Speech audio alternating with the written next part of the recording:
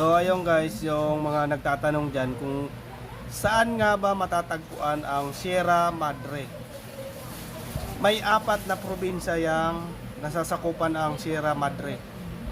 Cagayan, Nueva Vizcaya at saka Nueva Ecija, Quezon Province.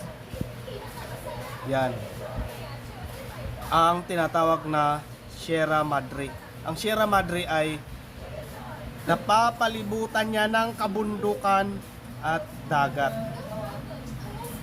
Ang Sierra Madre. Kaya sinasabi nila, yan yung pangsalo sa bagyo. Kasi bumibilo ang bagyo sa dagat.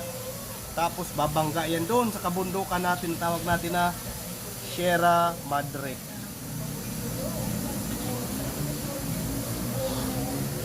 Ang Sierra Madre, doon yan.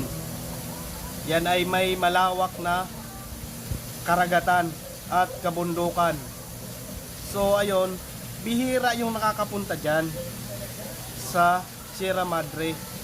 Ang nakatira lang talaga dyan yung mga Aita o Ita dyan sa Sierra Madre. So ayun guys, shout out dyan kay Dilona, yung kalbo. Ay, tay! Ikaw pala yan.